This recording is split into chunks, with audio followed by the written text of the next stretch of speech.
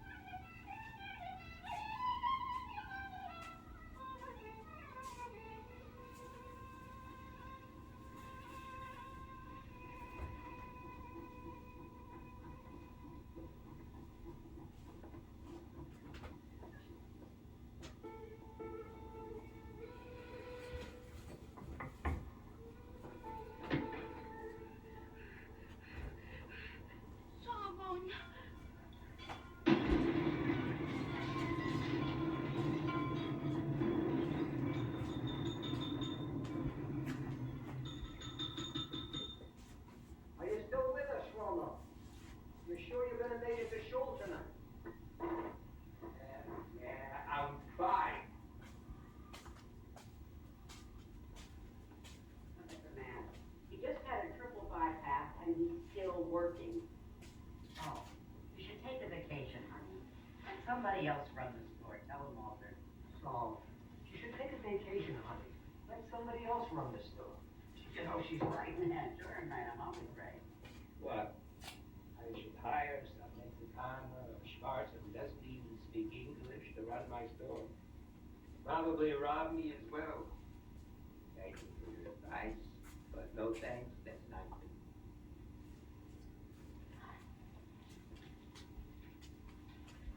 Thank you.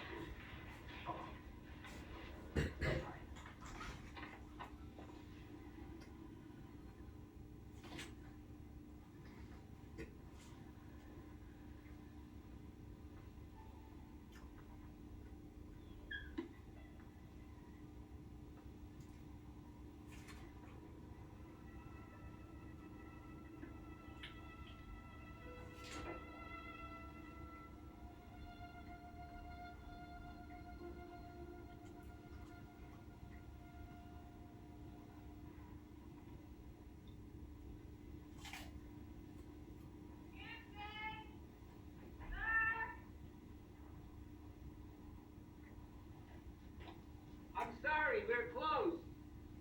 Sir! Hold on to your lane. We are closed. Closed. Sir, you gotta let me in.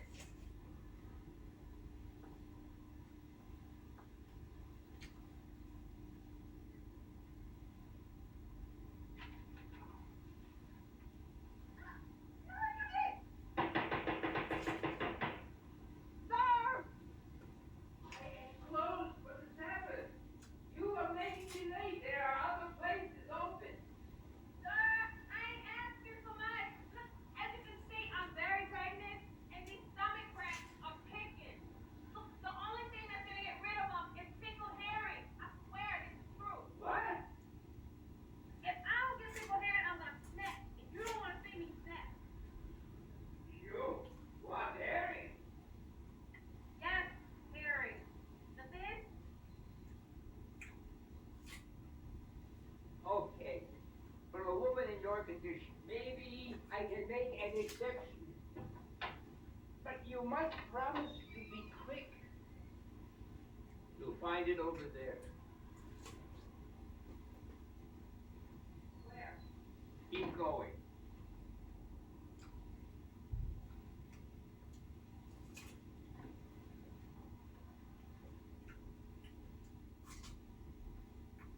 Have you found what you were looking for?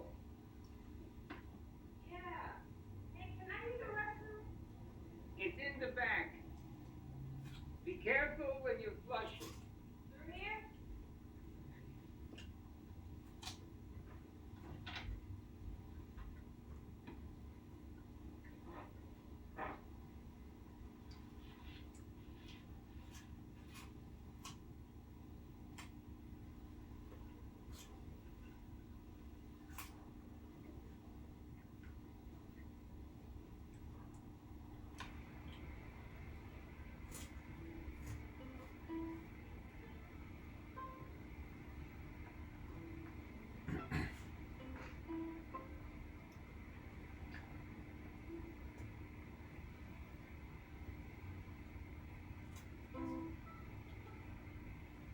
How long are you going to be? I'll be out for a minute. You're a great old man. Sure, no one thing but sugar now, mate.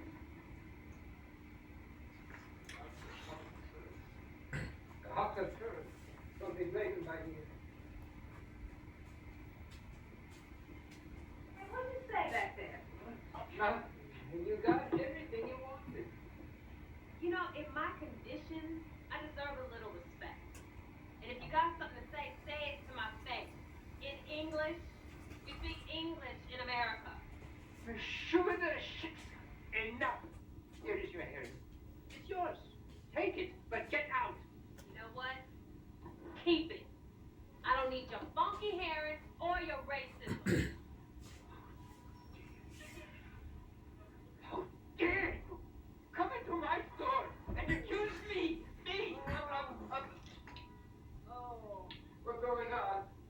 I think my water just broke. Look, I need to use your phone. Where's your phone? I will call 911. Hello. Hello. What's wrong? A matter of life and death. They put me on hold. Right. Thank God. Hello. I have an emergency. A young lady is going to have a baby. A baby? No, I'm not the father. A water broke in my store. There was water and herring all over the floor. Yeah. Forget about the herring. It's a long story. Send an ambulance. 5001 East 59th Street. How long? You promise. Thank you. How soon are they getting here? Soon. Well, how soon? Very soon. Don't worry. Don't worry. You know, you're not the one sitting here getting ready to have a baby. Hey. Hey, where you going?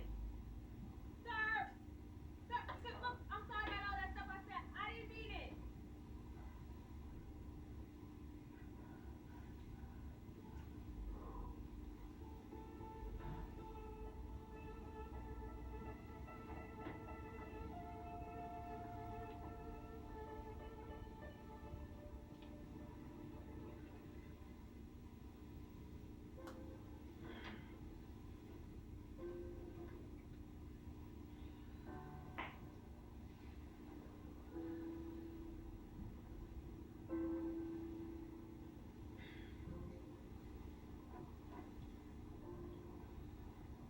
The damn ambulance will hurry up. At this rate, they'll be taking both of us to the hospital. You know, what if they don't show up in time? In that case, they don't come in time. We'll be doing what they've been doing. Adam and Eve. Oh, great. There. Everything is going to be okay. Just try to relax. Relax. You stupid. Don't get angry. Stay calm. I'm not angry.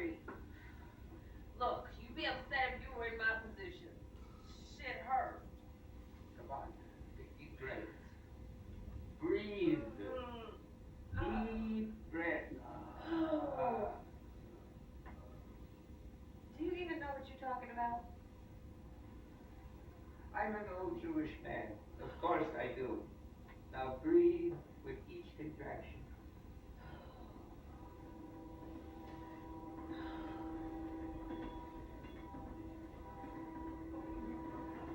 Sir? Sir? Sir, what's wrong? Are you okay? Sir? What are you getting? Here.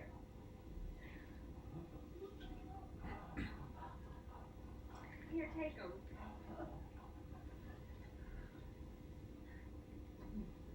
Oh! Damn! I think this is it. I will get towels and water. Oh. Oh. Hurry up!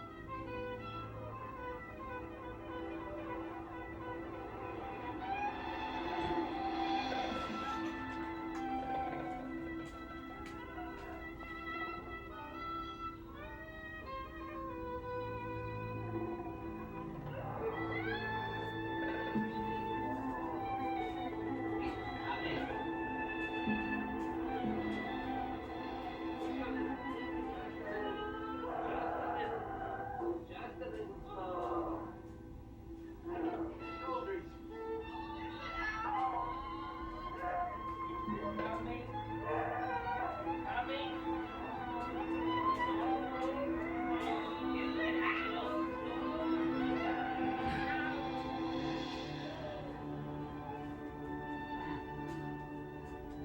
Is it okay?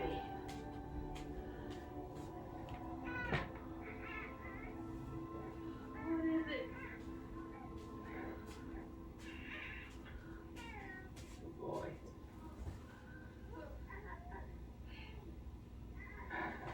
Boy.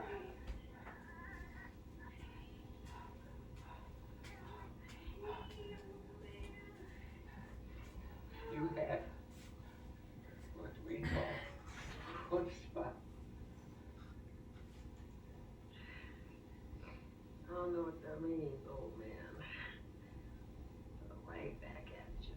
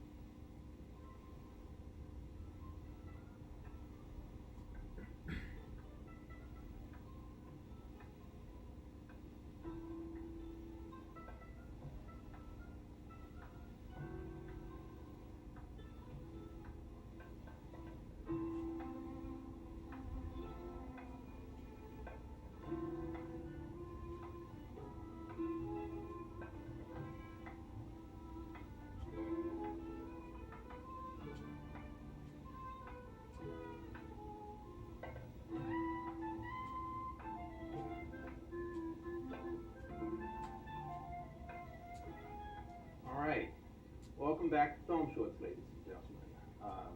Today we have seen Pickled Herring, and that is the thesis film at USC, shot, I guess not shot by Warren Shiell, but directed and written by Warren Shiell, right? Yeah, and paid for by Warren Shiell. And paid for by Warren Shiell. Yeah. Well, that was actually my first question. When you are doing a thesis film at a place like USC, they don't pay for the whole thing? No, that's one of the big surprises, is that you have to finance it by yourself.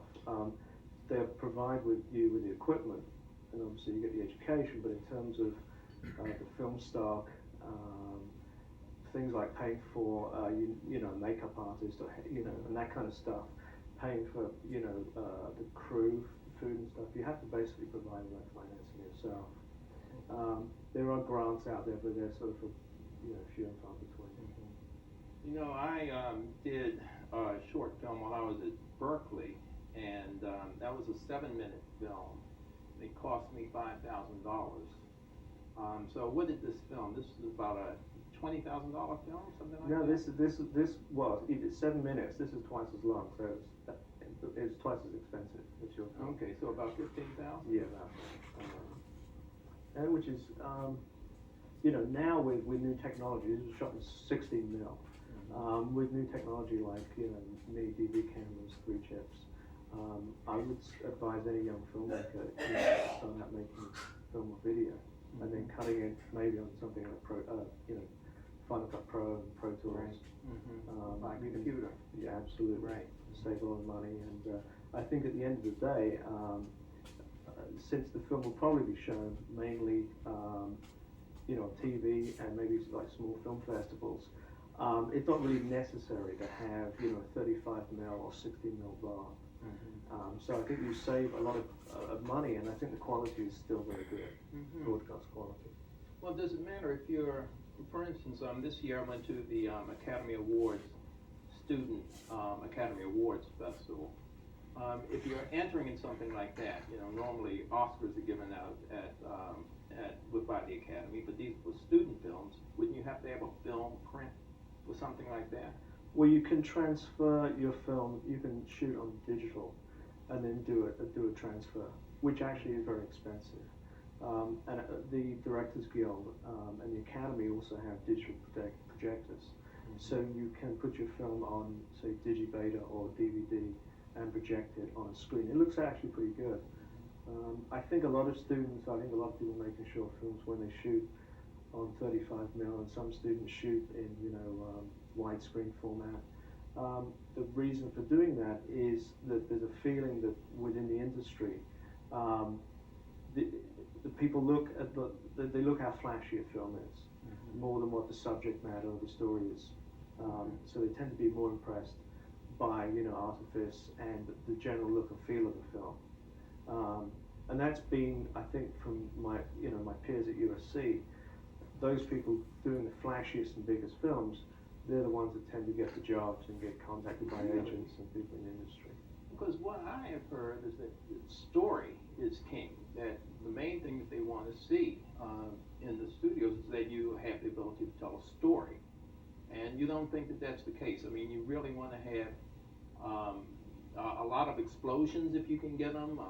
You didn't show a gun in this one. I've heard that you have to show a gun. I guess you did have sex in a way, but I think that if all other things being equal, I think the most important thing is telling a story. But if you have 2 films with equally compelling stories, and one is shot on 35 mil, and the other one is on video, not really quite good quality, I think that the polished film is going to grab more attention. And certainly films that have come out, I recall George Lucas in Love recently. George Lucas in Love? It was a short film done by some USC students that garnered a lot of attention, and that was shot on 35 mil. Okay. So, Was that a thesis film as well? I'm not sure. Yeah. Well, now that the film is shot and you have paid for it, it would help you to get your degree, but what happens to the film now? How do you distribute? Do you distribute? Well, the It does. I mean, it was made in 2001, so it's done the round of film festivals. Oh, okay. It's been shown at Directors Guild of America, and occasionally, the copyright's actually owned by the film school. So if there's any festivals or any sort of television or anything they may think it's suitable for, they'll sometimes contact you.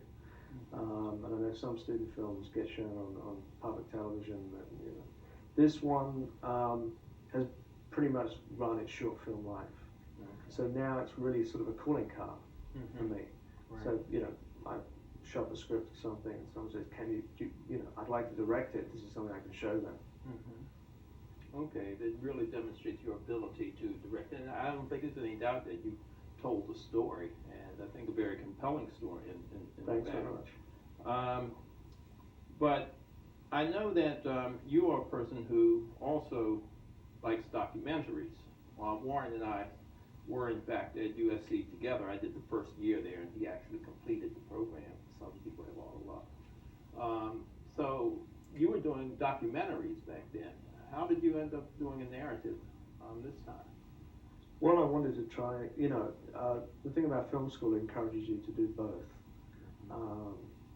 I just wanted to tell a story and see if I could pull it off, and tell a story, and people would watch it, and it would affect people. And I think it has an effect on someone. I guess so. This is where we could talk about Fahrenheit 9/11. Is that the kind of thing that you believe documentaries do? They affect people in that way, move them politically more than a narrative might? Depends. I mean, if it's a good documentary, if it's a good film, a good narrative, I think they equally have the power to move people, and I think they have a message. I mean, you can look at a narrative film like maybe Saving Private Ryan, or even recently The Day After Tomorrow, which I've read that it's had an effect upon people's attitude towards global warming. So I mean, I think at the end of the day, generally a good documentary is going to be much more powerful than a narrative in terms of changing someone's maybe political views. But a good narrative is more entertaining. Probably so usually makes more money as well. It's Generally, a larger audience. Sure. Well, I think Fahrenheit, from what I've heard, Fahrenheit 9/11 is doing pretty well. Yeah, I think it's At the doing box really office. well, in fact. I think it's a good film. I mean, it's very much his point of view. It's not meant to be even-handed. So I don't know whether that breaks some of the traditional documentary rules in that, even though it definitely supports a very particular point of view. But it's a good film, I think. For your film, who is your audience? Good question. When I was making this, I didn't really have an audience. I suppose it's sort of me. At the end of the day, I think when you make a film or you write something, or you have to be your main audience. It's only when you get to the point where you're in the industry and you're trying to make a living, then you perhaps at that point you have a specific audience in mind, because you have to go out and sell it. But for this film, I didn't really have to sell it to anyone, so I could sort of make the film I wanted to make. So from that viewpoint, I'm not sure I really had an audience. Well, I guess that makes it even more curious in some ways. Why this film? In the blurb you gave me on the film, you said that this was an old story, an ancient story. And I guess that's from something in Jewish folklore or religious history or something like that. What is that story, and how did an African American woman get in it? Well, I used to run a shop in. It's sort of loosely allegorically based on the story of Solomon and the Queen of Sheba, if you want to draw an analogy, where the Queen of Sheba visits Solomon, who's supposedly the wisest man in the world, and her goal is to test Solomon. And so in this film, the goal of Ruth, in a way, is to test him. And she instead of testing by questions, she tests him in terms of what happens and so